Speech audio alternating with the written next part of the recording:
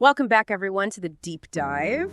We are absolutely thrilled you're joining us today. We're going to be diving deep into, well, a real classic, a book that, honestly, even decades later, it's still shaping how people think about effectiveness, about leadership, about life.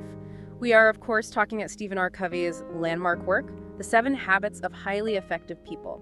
Now, maybe you've come across this book before, maybe seen the title somewhere, or perhaps you've even read some of it. If so, you'll know it's way more than just another productivity guide. It's really a profound framework for living. And for this deep dive, we've gathered quite a bit of material, some great summaries, excerpts, analyses, all looking at why these habits have such lasting power. So our mission today, we want to really unpack these 7 habits. We want to get under the skin of what each one actually means, not just the surface level stuff. We'll explore how they build on each other, in this really deliberate, powerful sequence. It moves us from dependence to independence, and then on to what Covey calls interdependence. And probably most importantly, we want to explore how you, listening right now, can take these, timeless principles and actually start applying them, to make real, lasting changes in your own life, whether that's dealing with tricky stuff at work, making personal relationships richer, or maybe just finding a bit more balance and fulfillment day to day. And it's hard to really overstate the impact this book had. I mean, when it came out in 1989, it was like this huge event in the world of personal development and business thinking. It sold, over 20 million copies, translated into tons of languages, and you always see it pop up on lists of the most influential business books ever. And the sources we looked at suggest part of that impact comes from something Covey noticed a shift in how success literature was focusing things, especially during the 20th century. See, before World War I, a lot of the popular advice on success was focused on what Covey called the character ethic. This is all about fundamental human qualities, things like integrity, humility, fidelity, justice, courage, modesty, the deep stuff. Success was seen as coming from these deep-rooted character traits. Right, like building a really solid foundation of who you actually are. Exactly.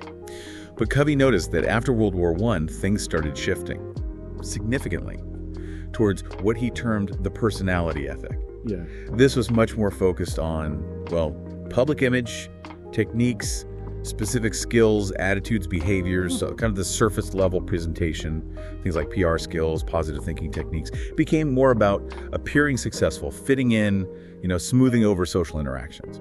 Like polishing the outside, but maybe not doing the work on what's really inside. Precisely. Yeah. And Covey's argument was that, the personality ethic might give you some short-term wins, especially in public settings, but for true lasting success and effectiveness, you've got to get back to the character ethic. It means working from the inside out.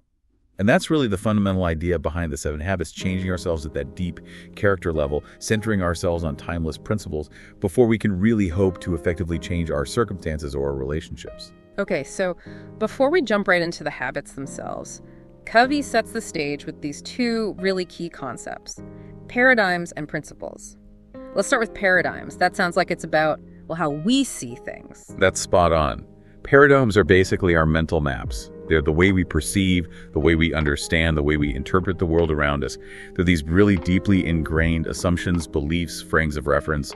They shape how we see absolutely everything. The sources quote Covey saying something like, "We see the world not as it is, but as we are, or as we are conditioned to see it." So our view isn't objective. It's shaped by our own stuff, our experiences, our beliefs. Totally. Think of it like wearing glasses. If you have a specific prescription, that prescription shapes how everything looks to you, right? If your glasses are, say, warped or the wrong prescription, everything you look at is going to seem distorted, no matter how clear the world actually is. Our paradigms are like those invisible lenses, and they have this huge influence on our attitudes and our behaviors because, we act based on how we see things. If you fundamentally believe people are lazy, you're probably going to manage them very differently than if you believe they're inherently motivated and capable, if they're just given the right environment. And Covey's point is, if you want real significant change, you can't just tweak your behavior or your attitude. You need to go deeper and change the underlying paradigm. Yes, exactly. He calls this getting quantum change, not just tiny incremental adjustments. Trying to make big improvements in your life by only adjusting your attitudes and behaviors without changing your basic way of seeing. It's like trying to fix that distorted vision by just, cleaning the lenses over and over instead of getting the right prescription. One source used the analogy of having the wrong map. If your map is wrong, trying harder to follow it, being more efficient, just gets you more lost faster. You need a new map, a new paradigm. Okay, got it. And then there are principles. How do they fit in with paradigms? So principles are like the bedrock. They're the foundation that effective paradigms should be built on. And Covey's very clear. He's not talking about values here. Values can be subjective, right? They change from person to person, culture to culture. Values are like our personal maps, but sometimes our maps might be of the wrong territory altogether. Principles, though, he describes them as fundamental truths, natural laws of human effectiveness. They're objective, they don't change, they're timeless. Like gravity. It's there whether you believe in it or not. That's a great analogy. Exactly. The sources list examples like fairness, integrity, honesty, human dignity, service, quality, potential, growth, patience, nurturance. Get the idea. These principles, they operate whether we recognize them or not. Living in sync with them tends to lead to predictably positive results, while ignoring them or violating them, well, that leads to predictably negative outcomes. And they're different from practices which are specific things you do in a situation, like setting a goal. And they're different from values, which are your internal beliefs about what's important. Ideally, your values line up with principles, and your practices reflect both. The 7 habits are principle-centered. They're essentially practices designed to help you align your life with these fundamental natural laws. So the big picture is about shifting our deep-seated paradigms, our way of seeing, so they actually match up with these timeless objective truths, the principles. And the 7 habits are the roadmap for making that shift, taking us through these stages of growth. Precisely. The habits follow this really logical progression. It represents moving from dependence, where we rely on others for our direction, our sense of worth, our security, towards independence. Independence is being self-governing, self-reliant, taking ownership of our own lives. Habits 1, 2, and 3, those are the private victories. They're all about self-mastery, building that independence. And only when someone has achieved that genuine independence can they truly choose interdependence. That's the most effective way humans interact, where individuals work together synergistically. Habits 4, 5, and 6 are the public victories, focusing on relationships, teamwork. And habit 7, the last one. Habit 7 is about continuous renewal. It's about preserving and enhancing your most important asset, which is you, by regularly renewing yourself in 4 key areas: physical, spiritual, mental, and social-emotional. This renewal is what sustains your ability to practice all the other habits effectively. It's all about maintaining what Covey calls the PPC balance. P is for production, getting the results you want, and PC is production capability, the asset or the ability that produces those results. The classic goose and the golden egg story. Yes, exactly. Yeah. It illustrates it perfectly. You can't have long-term effectiveness if you only focus on the eggs, the P, the short-term results, and you neglect the health of the goose, the PC, your ability to produce. An effective life and effectively practicing the 7 habits means balancing both getting results and taking care of, even enhancing your ability to get those results over the long haul. Okay, that gives us such a clear framework. Let's dive into that first set of habits then, the private victories, the ones that build that crucial foundation of independence, starting with habit 1. Habit 1, be proactive. Right. This feels like the absolute starting point, the one that kind of unlocks everything else. It's fundamentally about taking responsibility, isn't it? Fundamentally, yes. It's about understanding deep down that you are in charge of your life. It means focusing your energy, your actions on the things you can control and influence, rather than being pushed around or consumed by things you can't. It's about taking initiative, choosing to respond positively and effectively to whatever comes your way instead of just reacting. And that core idea is about the space, the gap between what happens to you and how you respond to it. Absolutely crucial. Covey draws on Viktor Frankl's work here. Between any stimulus, something that happens to you, and your response, there's a space. And in that space lies your power, your freedom to choose your response. This is what makes us human, different from animals driven purely by instinct or conditioning. And this freedom, Covey says, comes from 4 uniquely human gifts or endowments. First is self-awareness, the ability to think about your own thoughts, to observe your moods, your behaviors, understand how you see yourself and the world. This lets you recognize your own paradigms and see if they're actually working for you. Second, imagination, the ability to create things in your mind that don't exist yet, to visualize possibilities beyond what you currently see or experience. This lets you envision different ways to respond, different outcomes. Third, conscience, that inner sense of right and wrong, an awareness of principles, a sort of internal compass guiding you towards behavior that aligns with those timeless truths. And fourth, independent will, the power to act based on your self-awareness, your imagination, your conscience, free from external control. It's the ability to make choices and follow through. even when it's tough, even when it goes against your impulses or how you've been conditioned. Okay, so proactive people are consciously using these gifts in that space between stimulus and response. Whereas reactive people, they're more like running on autopilot. That's a good way to put it. Reactive people are often driven by external things. Their feelings, he made me mad. Their circumstances, there's nothing I can do. Other people's behavior, if only my boss wasn't. The weather, the economy. They often use language that kind of lets them off the hook, responsibility-wise. I have to, I can't, that's just the way I am. They feel like victims of their environment. Proactive people, though, they're driven by their values they've consciously chosen. They subordinate their impulses to those values. They might say, I choose to respond this way, or let's look at our options, or I control my own feelings.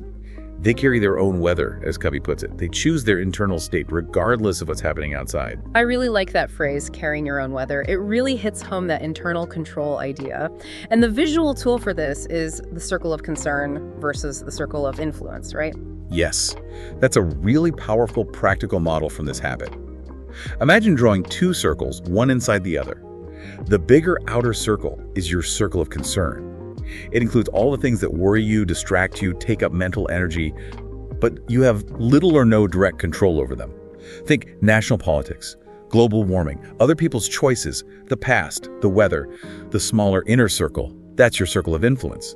This contains the things you can directly do something about. Your own attitude, your work ethic, the skills you develop, your health habits, how you respond to challenges, how prepared you are, your communication style, the commitments you make and keep. And reactive people, they tend to spend their energy. Where? Mostly in the circle of concern. Complaining, worrying, blaming external factors, focusing on problems they actually can't solve. Their energy tends to be negative, kind of victim-focused. And ironically, focusing there often makes their circle of influence shrink. They feel increasingly powerless. Whereas proactive people focus their energy on the circle of influence. Exactly. They put their energy into things they can control. Their energy is more positive, it's centered, it's empowering. And by focusing on their influence, they actually make that circle grow over time. As they solve problems they can solve, take initiative where they can make a difference, their skills, their credibility, their influence expands. They gain more capacity to affect things. So the practical application is, well, it sounds simple, but probably isn't easy. Figure out which circle your thoughts and energy are in and consciously shift towards that inner circle. It does sound simple, yes, but it takes real self-awareness, real independent will. It means catching yourself when you're dwelling on things you can't change and deliberately redirecting that energy towards actions you can take. The sources really emphasize that, quote, it's not what happens to us, but our response to what happens to us that hurts us. Maybe you're stuck in traffic, that's concern. Your response getting furious or using the time productively, that's influence. Maybe you have a difficult colleague. Their behavior is concern, how you interact with them, setting boundaries, improving your communication, that's influence. It's about being driven by your values, acting based on principles, not just reacting emotionally to whatever life throws your way. That makes so much sense. Being proactive really is that fundamental shift, isn't it? From being acted upon to being the one who acts. It's definitely the first step to independence, and it sets the stage perfectly for deciding where you actually want to go, which leads us straight into habit 2. Habit 2. Begin with the end in mind. Okay, so if habit 1 is about realizing you're holding the steering wheel, habit 2 is about deciding on the destination, right? Precisely.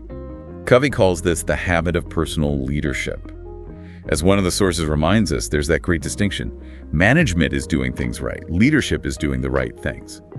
You could be incredibly efficient climbing that ladder super fast. That's management. But if the ladder's leaning against the wrong wall, all that efficiency is wasted. That's a failure of leadership. Habit 2 is about making absolutely sure your ladder is leaning against the right wall. It means having a really clear vision of your destination. Not just, where you want to be by Friday, but thinking bigger, the end of your life, the end of a big project, the end of a certain phase in a relationship. It's defining where you want to end up and who you want to be based on your deepest values and principles. And then, day by day, week by week, you proactively work towards that future you've envisioned. So it's really about consciously designing your life, not just sort of drifting along and letting things happen to you. Exactly. The core principle here is that everything is created twice. First, there's a mental creation, a first creation. Then there's a physical or second creation. Think about building a house. You wouldn't just show up with a pile of wood and start hammering, right? First, you create detailed blueprints. That's the mental creation. Then you build the actual house according to those blueprints. It's the physical creation. If the blueprint is flawed, the house will be flawed no matter how brilliantly you execute the construction. And the same logic applies to our lives. Absolutely. If we don't consciously create our own mental blueprint, our own script for life, then we end up living by default. We might be following scripts written by our parents, by society, by our past conditioning, or just by random circumstances. Habit 2 is about seizing control of that first creation. It's about becoming the author, the programmer of your own script. So how do you actually do that? What are some practical ways to write that script? Well, the most powerful tool mentioned across the sources is developing a personal mission statement. Think of it like writing your own personal constitution. It's a declaration of who you want to be, what you want to accomplish, and it's centered on your core values and principles. It gives you direction, purpose. It acts as a written standard you can measure things against. It helps you focus your goals and make better day-to-day decisions. In creating it, well, that's a deeply personal process.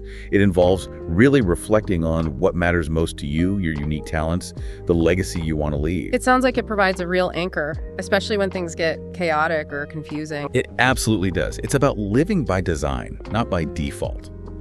Another powerful technique, which can actually feed into developing that mission statement, is visualization. You see this with peak performers all the time. Athletes, musicians, executives, they mentally rehearse, they visualize success. For personal effectiveness, you can visualize yourself living out your mission, embodying your values in the future. One specific exercise the sources mention is often called the eulogy exercise. Imagine you're attending your own funeral. Who's there? What would you genuinely want people to say about you? What kind of person, what kind of character would you hope they describe? What contributions would you want them to remember?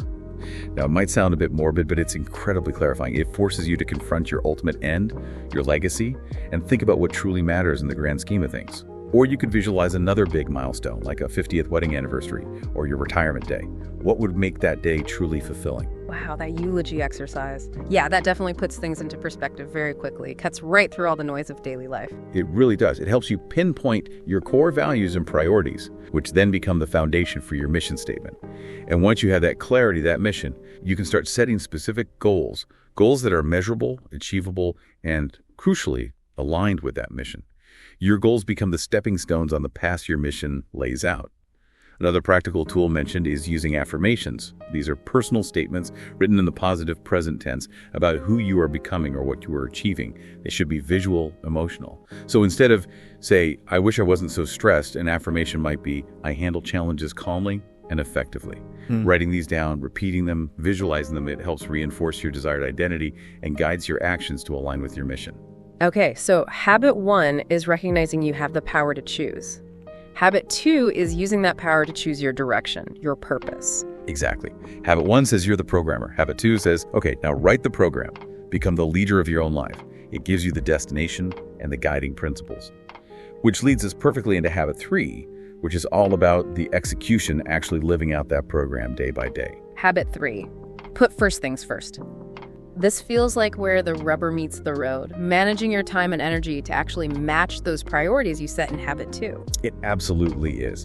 If habit 1 is proactivity and habit 2 is the mental creation, habit 3 is the physical creation, it's the doing. It's about taking your vision from habit 2, guided by your proactive choice, habit 1, and making it real. And it's more than just time management, it's really self-management. It's about prioritizing your life according to your mission and values, and then having the discipline, the integrity to act on those priorities, especially when you're facing all the urgent demands and distractions of daily life. And integrity is key here. In this context, it means closing the gap between what you say you value, your mission, your goals, and what you actually do. It's about making commitments to yourself and keeping them. And the big tool for this habit is that time management matrix, right? The one based on urgent versus important, sometimes called the Eisenhower Matrix. Yes, that's a cornerstone of habit 3. It helps you categorize everything you do based on 2 simple criteria. Is it urgent? Does it demand immediate attention? And is it important? Does it contribute to your mission, your values, your key goals? Under question. This gives you 4 quadrants.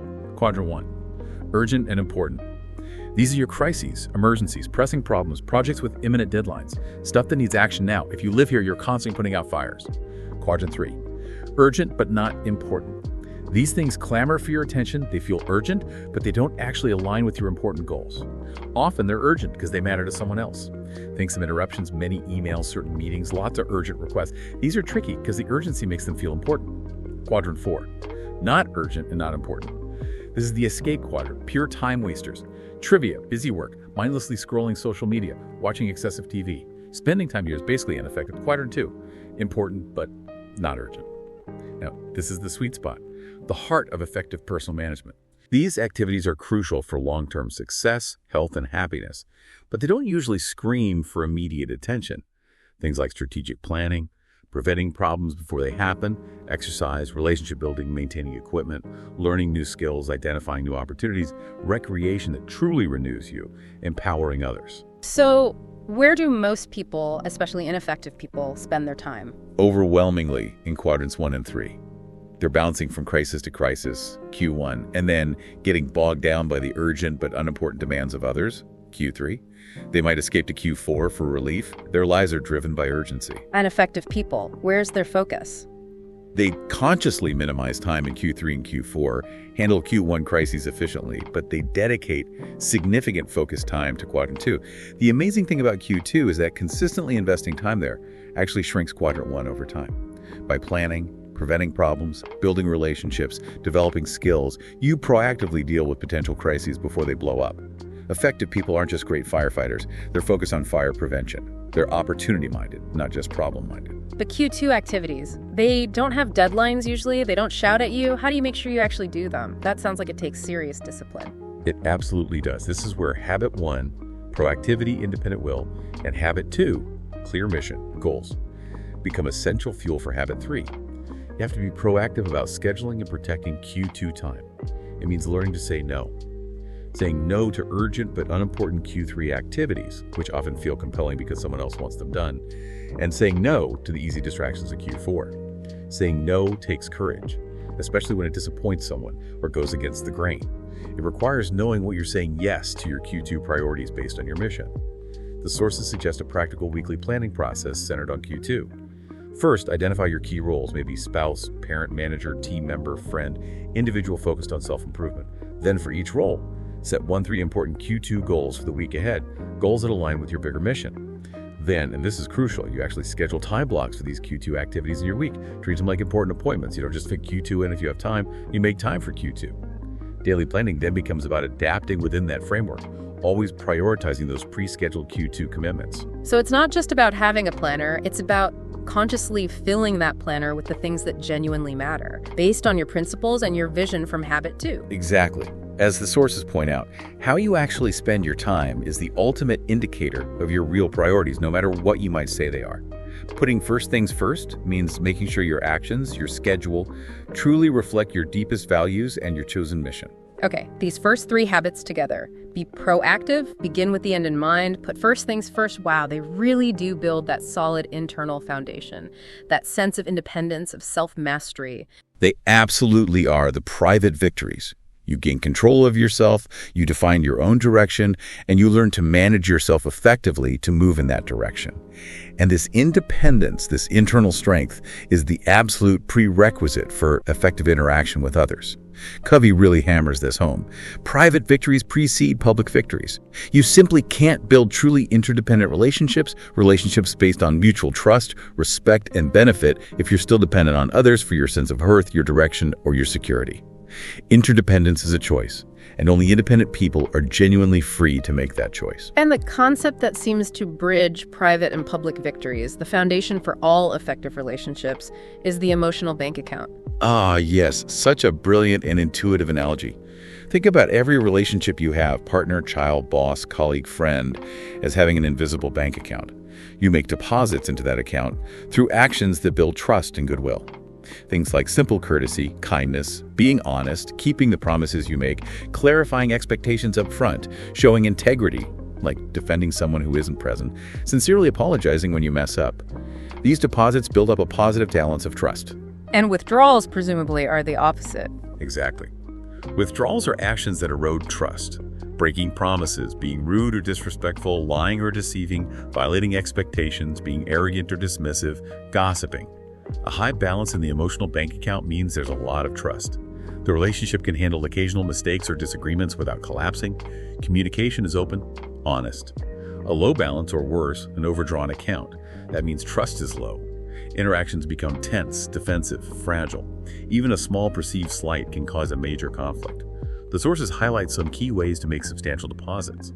Little things matter. Consistent small courtesies add up.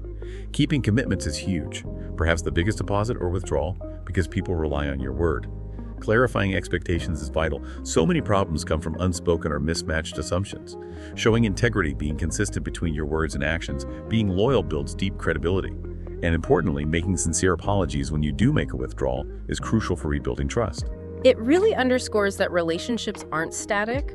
They're constantly being built or eroded by our actions, often small ones. And having that high trust balance is essential for the first public victory habit. Which is habit 4. Think win-win. Okay, win-win. This is about finding solutions where everybody comes out ahead, right? Not just me winning at your expense. Yes, exactly. It's about effective collaboration built on those high trust relationships, high emotional bank account balance. The sources define win-win as more than just a tactic. It's a frame of mind, a philosophy of human interaction that constantly seeks mutual benefit. It means looking for solutions where all parties feel genuinely good about the outcome and are committed to the plan because it serves their interests too. It sounds like more than just compromise, though. Compromise often feels like everyone loses a little bit. That's a key distinction. Compromise, which is often lose-lose, or maybe a low form of win-lose where both give up something significant, might be necessary sometimes. But win-win aims higher. It's about finding a better solution, a third alternative that leverages everyone's input and creativity to create something superior to what either party initially proposed. It benefits everyone involved more fully. And achieving win-win consistently requires certain character traits which really flow from those private victories. Integrity, being true to your values, keeping promises. Maturity, which Covey defines as the balance between courage and consideration, the courage to state your needs and feelings, combined with genuine consideration for the needs and feelings of others, and crucially, the abundance mentality. The abundance mentality, that sounds really key here. Tell me more about that. It's absolutely fundamental to win-win thinking. An abundance mentality is the paradigm that there's plenty out there for everybody. Enough success, recognition, resources, happiness. It's not a zero-sum game. People with an abundance mentality feel secure in their own worth and are genuinely happy for others' successes. They share credit, power, information readily. This is contrasted with the scarcity mentality, the belief that life is a fixed pie. If someone else gets a big piece, that means less for me. People with the scarcity mentality find it hard to be happy for others. They hoard resources or recognition. They see everything as competition. Yeah, you can see how that scarcity thinking would make it almost impossible to genuinely seek a win-win outcome. It's a massive barrier. If you fundamentally believe the other person's gain is your loss, you can't truly collaborate for mutual benefit. The abundance mentality, which is nurtured by the intrinsic security you build in habits 1, 2, and 3, is essential fuel for win-win. Now, while win-win is the ideal, Covey acknowledges other paradigms exist. Win-lose, I get my way, you don't comment in competitive or authoritarian styles. Lose-win, I give in to keep the peace or gain acceptance. Lose-lose, where conflict escalates and both parties suffer, often driven by revenge. And just plain win, focused only on getting what I want, regardless of the impact on others. While sometimes you might need to aim just for win, like in a one-off competition, or settle for compromise, consistently striving for win-win builds the strongest, most productive, long-term relationships. The sources also emphasize another powerful option: win-win or no deal. Win-win or no deal, what does that mean exactly? It means going into a negotiation or agreement saying, look, I want to find a solution that works great for both of us. If we can't find that kind of solution, then let's agreeably walk away no deal. This requires high courage to be willing to walk away and high consideration to respect the other party enough not to force a bad deal on them. It gives you tremendous freedom because you're not pressured to accept a lose-win or pushed for a win-lose. It sets a very clear, high standard for collaboration right from the start. So putting win-win into practice means really actively looking for those mutually beneficial solutions in negotiations, conflicts, team projects, even family decisions. Yes, and it often requires creativity. You need to dig deeper than the surface positions to understand the underlying needs and interests of everyone involved. It relies heavily on having built that trust, that high emotional bank account balance. And even if the other person isn't initially thinking win-win, you can still be win-win. You state your intent clearly, focus on principles rather than personalities, listen carefully to their needs, express your own needs respectfully, and keep exploring options together. And to really understand those needs and interests, to get beyond the surface positions and find that win-win. Well, that requires the next habit, doesn't it? Absolutely. It leads directly to habit 5. Seek first to understand, then to be understood. Oh, this one feels so incredibly relevant today. You see so much communication where it just feels like people are talking at each other, not with each other. It's arguably the single most important principle of interpersonal communication. Yeah. The core idea sounds simple, but it's incredibly hard to practice consistently. Make a genuine effort to deeply understand the other person, their perspective, their feelings, their needs, before you even attempt to get your own point across or try to influence them. Yeah, most of the time it feels like people are just waiting for their turn to talk, formulating their rebuttal while the other person is still speaking. Exactly. That's listening with the intent to reply, not to understand. We filter everything through our own autobiography, our experiences, our assumptions, our values. We judge, we evaluate, we probe from our own frame of reference. That prevents genuine understanding. The key to habit 5 is empathetic listening. Empathetic listening, how is that different from just, hearing someone out or maybe sympathizing with them? Good question. Empathetic listening is listening with the sole intent of understanding the other person from their point of view. It's trying to step into their shoes, see the world through their eyes, feel things from their perspective. It means listening not just with your ears to the words, but also with your eyes to their body language, their tone, and crucially, with your heart to the underlying feelings and meaning. It requires temporarily setting aside your own story, your own agenda, to fully grasp where they're coming from. Sympathy is feeling for someone. Empathy is understanding with them. It's deeper. The sources use that powerful analogy. Diagnose before you prescribe. Think about it. A good doctor would never just hand out medicine without first examining you, listening carefully to your symptoms, understanding your history. You can't effectively communicate, influence, or solve interpersonal problems without first genuinely understanding the other person's diagnosis, their situation, their needs, their perspective as they see it. Jumping in with solutions or advice before you understand, it's usually ineffective, and it often makes the other person feel unheard, which damages trust. And the sources link this to that old Greek philosophy of persuasion, ethos, pathos, logos. That's right, a very useful sequence. Yeah. Ethos is your personal credibility, your integrity, your competence, the trust people have in you. Think high emotional bank account balance. That comes first. Pathos is the empathetic side, connecting with the other person's emotions, showing you understand and respect their feelings and perspective. That comes second. Logos is the logic, the reasoning, the structure of your actual presentation or argument. That comes last. The problem is, most people skip ethos and pathos and jump straight to logos. They lead with their facts, their reasons, their brilliant solution, without first establishing trust, ethos, or making an emotional connection, pathos. But people aren't open to your logic, logos, if they don't trust you, ethos, and don't feel understood by you, pathos. The sequence is critical for influence.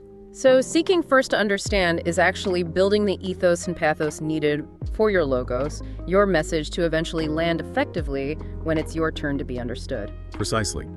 Seeking to understand requires consideration from habit 4's maturity, and also internal security from habits 1 to 3. You need to be secure enough in yourself to be open to genuinely understanding, maybe even being influenced by another perspective. Then seeking to be understood requires courage, also from habit 4's maturity. It's that balance again. Practically, this involves using active listening skills. Things like paraphrasing back what you heard, so what I'm hearing is, to check your understanding, asking open-ended clarifying questions, tell me more about. Rather than leading ones, reflecting back the feelings you perceive. It sounds like you're feeling really frustrated about this. Yes, it takes more time up front than just jumping in, but it saves so much time and heartache down the road by preventing misunderstandings, building real rapport, and opening the door to finding truly effective solutions together. And remember, choosing to listen empathetically, that's always within your circle of influence. Habit 1, you can choose this approach regardless of how the other person is communicating. This habit is so clearly essential for building that trust and finding those win-win solutions from habit 4.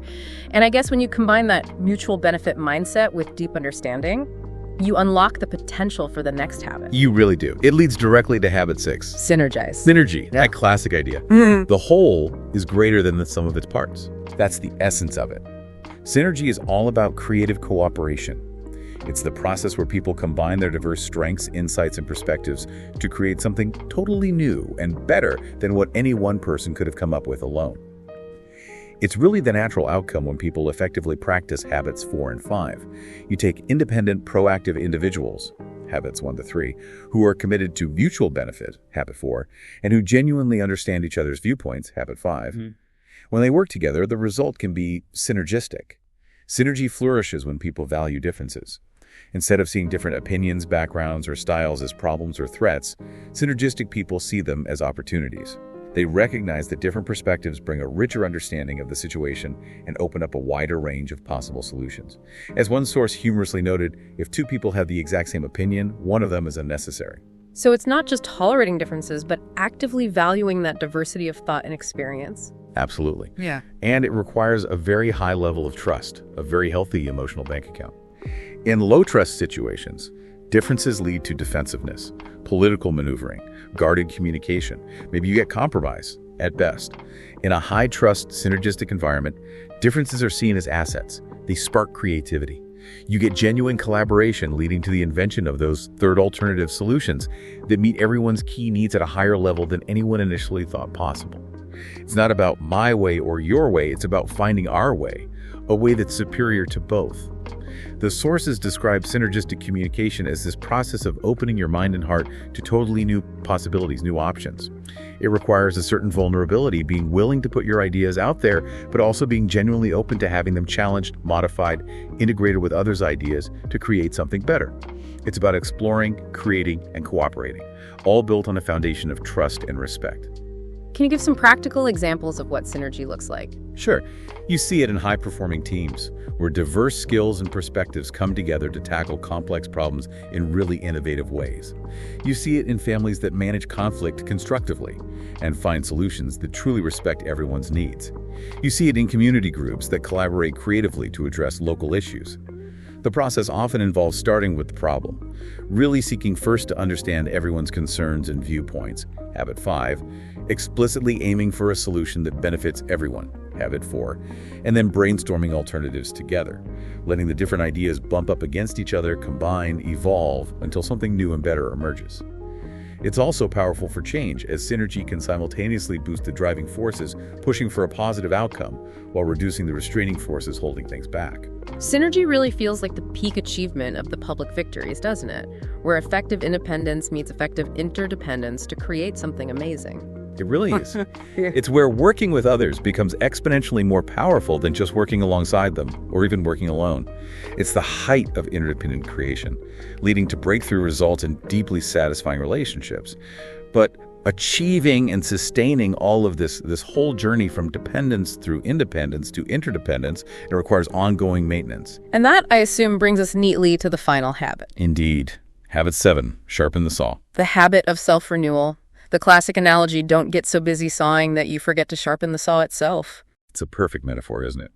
Your body, your mind, your spirit, your relationships, these are the saws you use to live your life and practice the other 6 habits. If you neglect them, they get dull.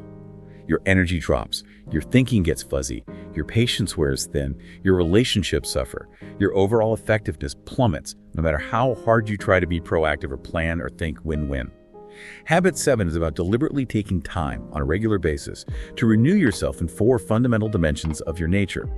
This is all about maintaining your production capability, your PC, to use that earlier terminology.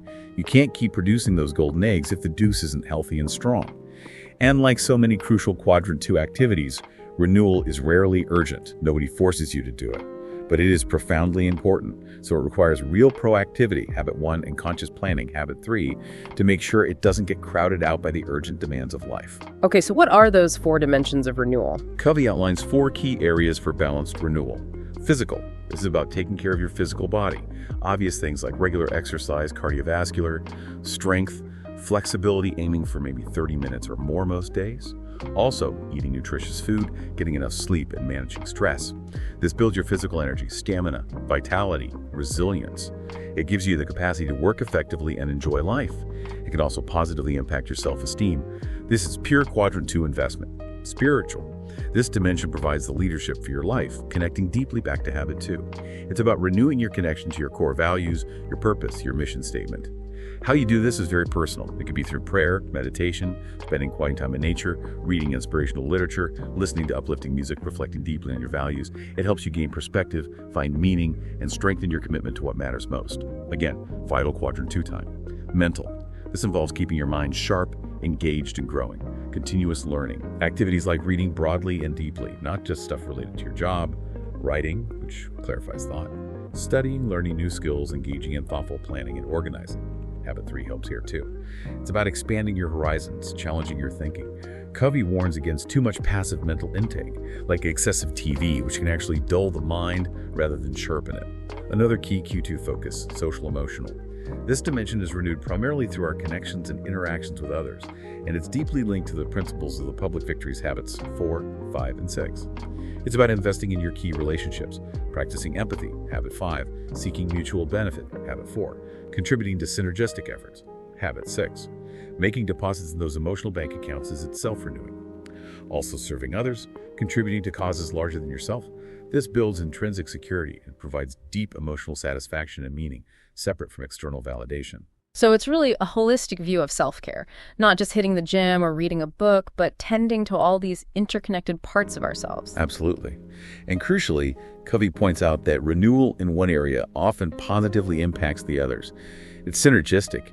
When you feel physically strong, you often have more mental energy, mental and emotional resilience, social emotional. When you're clear on your purpose, spiritual, it can motivate you to take better care of your health, physical, or engage more meaningfully with others, social emotional. They all work together. Balance across all 4 is key. Covey pictures this ongoing process of growth and renewal as an upward spiral. It involves constantly repeating 3 steps, but on progressively higher levels: to learn, to commit, to do. You learn a principle or an insight. You commit to incorporating it into your life, maybe writing it into your mission statement or setting a specific goal, and then you do it. You practice it. You live it. As you repeat this cycle, continually educating your conscience and refining your practice, you spiral upwards in effectiveness and fulfillment. And how do you practically get started on that upward spiral? How do you make sure renewal happens? The sources strongly suggest prioritizing what Covey called a daily private victory. This means deliberately setting aside time each day, maybe an hour, maybe more or less, depending on your circumstances, specifically for renewal activities across the physical, spiritual, and mental dimensions. This consistent daily investment in yourself, in sharpening your saw, is what builds the personal strength and character needed to live all 7 habits effectively. It forms the foundation for your public victories too. It really requires seeing yourself as your most valuable asset and prioritizing your own well-being accordingly. Wow, what a comprehensive journey we've taken through these 7 habits. Starting with really taking charge of ourselves internally, defining our own direction, managing our priorities, then moving outward to build effective, trust-based relationships through understanding and creative cooperation, and finally sustaining it all through that ongoing process of self-renewal. That really does capture the essence of the framework. The core message, repeated again and again in the sources, is that true. Lasting effectiveness always works from the inside out. It's not about learning tricks or techniques. It's about fundamentally building your character, grounding it in timeless principles. And it's definitely a process, not some quick fix. It requires consistent effort, patience, and ongoing growth through the deliberate practice of these interconnected habits. And the ultimate result, the payoff, is that powerful progression. Moving from dependence through the strength and integrity of independence to the synergy and fulfillment of effective interdependence. It leads to, well, greater unity in teams and families, richer relationships, and ultimately more meaningful and impactful results in every part of life. It's about striving for that character of total integrity, centered on correct principles, and always maintaining that crucial balance between getting things done, production, and preserving your ability to keep getting things done, production capability. So as we wrap up this deep dive, maybe the thing to remember is that the power to start or continue this journey towards greater effectiveness, it lies right there in that space between stimulus and response. It lies in your power to choose. And maybe reflecting on a quote attributed to Emerson that one source highlighted, that which we persist in doing becomes easier, not that the nature of the task has changed, but our ability to do has increased.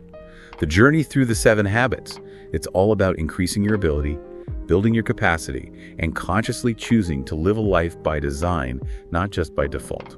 Well, thank you so much for joining us on this deep dive into the 7 habits of highly effective people. We really hope this exploration has given you some valuable insights, maybe some practical ideas to chew on. Perhaps pick just one habit, the one that resonated most with you today, and just think about one small way you could apply its principle this week. See what happens. Until next time, keep diving deep.